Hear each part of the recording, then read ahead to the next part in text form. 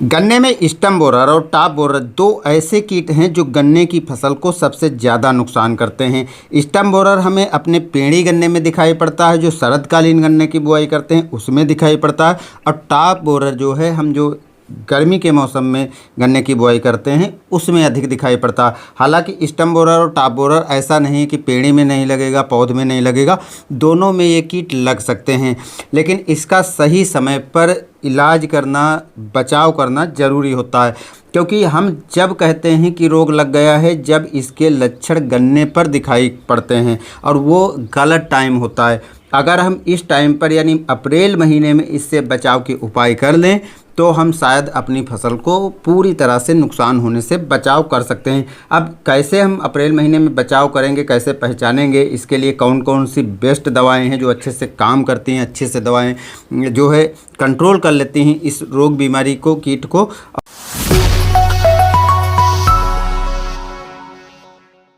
देखिए किसान भाइयों, होता क्या है कि मई महीने में जब हमको इसके लक्षण दिखाई पड़ते हैं, स्टम बोरर हो या टॉप बोरर क्या करता है कि नीचे से गन्ने में घुस करके कीट ऊपर की तरफ चलता है, और कुछ टाइम के बाद हमें बीच का भाग जो मुख्य पोंगी होती है वो सूखी हुई दिखाई पड़ती है, और हम समझ जाते हैं कि ये रोग लगना चालू हो गया। कभी कभी अप्रैल में भी ये रोग लगता हुआ दिखाई पड़ता है, लेकिन अधिकतर मई महीने में या मध्य अप्रैल के बाद में इसके लक्षण हमें गन्ने में दिखाई पड़ना चालू हो जाते हैं। सेम स्टम बोरर जो है उसके भी लक्षण हमें अप्रैल के मध्य से या मई महीने में अधिक दिखाई पड़ते हैं, जब तेज़ गर्मी पड़ती है, टेम्परेचर बढ़ा हुआ होता है। और स्टम बोरर ऊपर से आप देखोगे तो ऊपर से घुसता है कीट, और ऊपर छोटे छोटे पत्तियों पर छेद करता है और नीचे की तरफ चलता है। अब चाहे स्टम बोरर लगा हो या टॉप बोरर, नुकसान तो दोनों हमारे गन्ने को करते ही करते हैं, और कभी कभी इतना ज़्यादा नुकसान कर जाते हैं कि हम परेशान हो जाते हैं। तो सही समय पर इलाज ही दोस्तों उपाय जो है काफ़ी बेहतर होता है। होता क्या है कि जब ये वयस्क अवस्था में होता है, जब वयस्क अवस्था में होता है तब ये गन्ने के अंदर इसका कीट नहीं जाता है। अंडे के बाद जो लार्वा बनता है तो उस टाइम पर लार्वा जो है गन्ने के अंदर घुसता है, चाहे टॉप बोरर का हो चाहे स्टम बोरर का हो, और गन्ने को अंदर से खा करके खोखला करना चालू हो जाता है। वयस्क कीट जब होता है तो हम ध्यान नहीं देते हैं, लेकिन इस बार दोस्तों अगर हम देखें तो इस बार पेड़ी हो, चाहे पौध गन्ना हो, चाहे शरदकालीन गन्ने की बुआई की हो, या आप अभी लेट बुआई किया है और जमा हुआ है, सब में स्टम बोरर के इतने ज़्यादा वयस्क कीट हमें दिखाई पड़ रहे हैं कि समझ में नहीं आते हैं। आपको यहाँ पर जो हम दिखा रहे हैं, देखिए इसमें कितने ज़्यादा कीट एकदम पत्तियों पर ऊपर चिपके हुए हैं, और इस कीट को हम ऐसे ही समझ लेते हैं और इससे रोकथाम के उपाय नहीं करते हैं। अभी तक क्या था कि ये कीट थोड़े बहुत दिखाई पड़ते थे और हम इनको इग्नोर कर देते थे। इस बार क्या हुआ है, इतना ज़्यादा पूरा खेत में चिपटे हुए पत्तियों पर आपको एक तरफ से दिखाई पड़ेंगे, झुंड के झुंड चिपटे हैं। इससे पता चलता है कि इस बार ये जो स्टम बोरर या टॉप बोरर है, भयानक रोग हमारी फसल में आने वाला है, और अगर हम इस टाइम पर बचाव के उपाय नहीं करते हैं तो पूरी की पूरी फसल हमारी बर्बाद होने वाली है।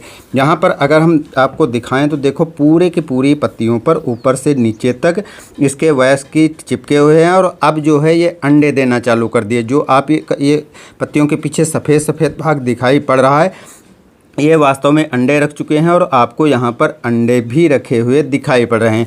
तो अंडे को और वयस्क कीट को अगर हम रोक लें तो जो स्टम बोरर टॉप बोरर से हमारी फसल को नुकसान होता है उससे हम पूरी तरह से बचा सकते हैं। लेकिन यहाँ पर अगर हम किसी दवा को नहीं डालते हैं, बचाव नहीं करते हैं, तो बाद में हम कोई भी उपाय कर लें 100% बचाव नहीं कर पाएंगे। यानी थोड़ा बहुत तो बचाव हो जाएगा, लेकिन 100 के 100% बचाव नहीं हो पाएगा।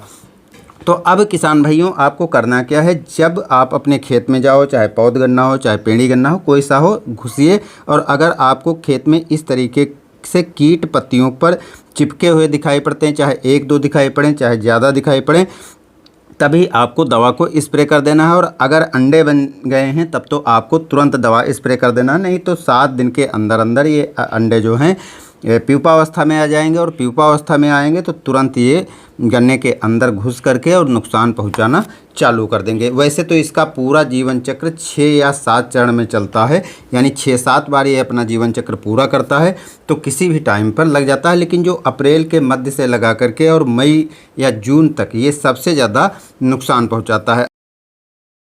देखो, अच्छे उपाय के बारे में बात करें तो 2-3 दवाएं हैं जिनको आप यूज कर सकते हो।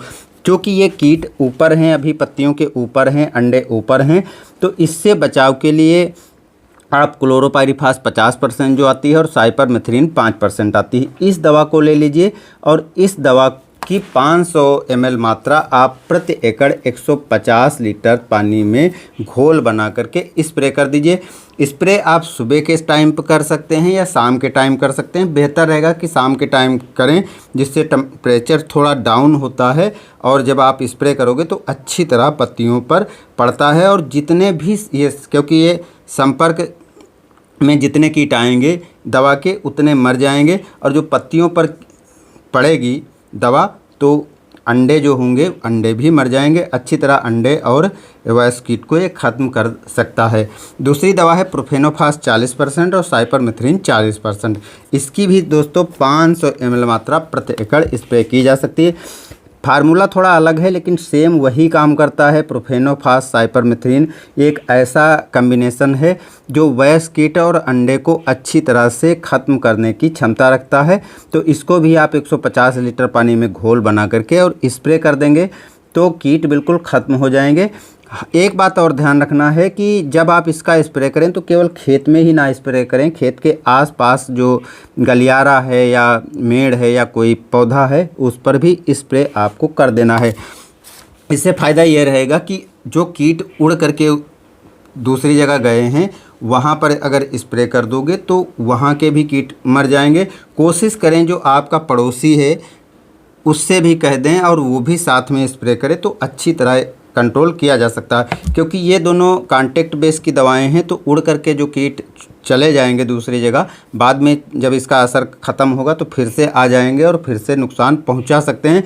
तो इसलिए इसको अगर आप स्प्रे करते हो तो 2-3 बार आपको स्प्रे करना रहे। एक दवा दोस्तों लैम्डासाइलोथ्रीन है। लैम्डासाइलोथ्रीन जो होती है वो 5% मात्रा में आपको मिल जाएगी और इसकी भी 400 से 500 ml मात्रा आपको प्रति एकड़ स्प्रे कर देना है। काफ़ी अच्छे से काम करता है और इसकी 400-500 ml मात्रा जो है 150 लीटर पानी में घोल तैयार करके स्प्रे कर देना है। कि अगर आपके खेत में अंडे की अवस्था वयस्क की अवस्था है तब तो ये ख़त्म कर देगा, लेकिन कोई यदि लार्वा बन चुका है और पौधे के अंदर घुस चुका है तब ये दवाएं काम नहीं करेंगी, तब आपको दूसरी दवाएं लेनी पड़ेंगी।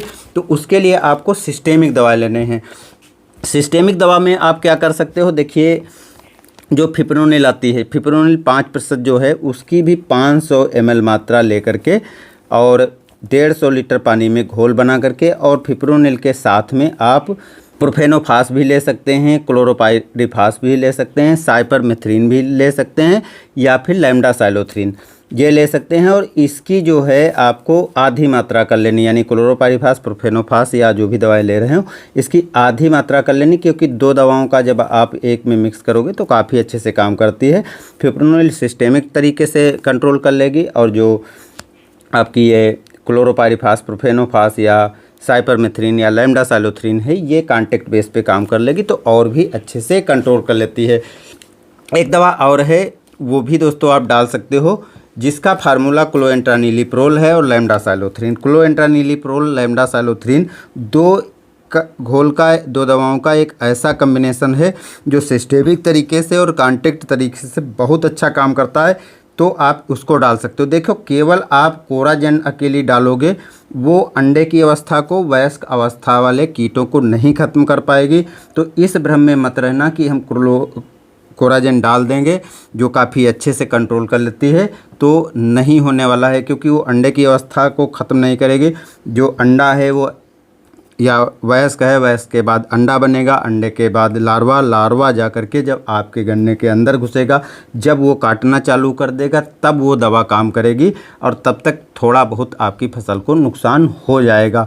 तो इस टाइम पर जो छोटे छोटे पतंगे दिखाई पड़ते हैं इनको और उनके अंडे जो हैं इनको आपको नष्ट करना बहुत ज़रूरी है। और जो सस्ते में काम चल जाए तो आपको महंगी दवाएं डालने की आवश्यकता भी नहीं है।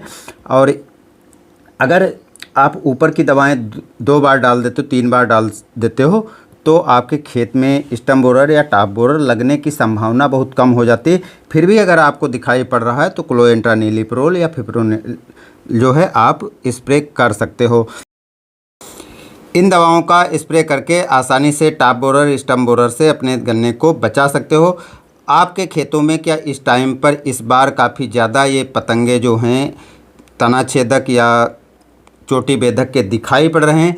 कमेंट में ज़रूर बताइए। और अभी तक कौन सा उपाय आपने कर लिया है या करने वाले हो, या जो मैंने उपाय बताया है इस उपाय को आप करिए और उसके बाद कमेंट करके बताइए कि रिज़ल्ट आपको कैसा मिला। तो दोस्तों, अच्छी जानकारी के लिए आपका हमें सपोर्ट चाहिए। इसके लिए वीडियो लाइक कर दीजिए और चैनल को सब्सक्राइब कर लीजिए। धन्यवाद।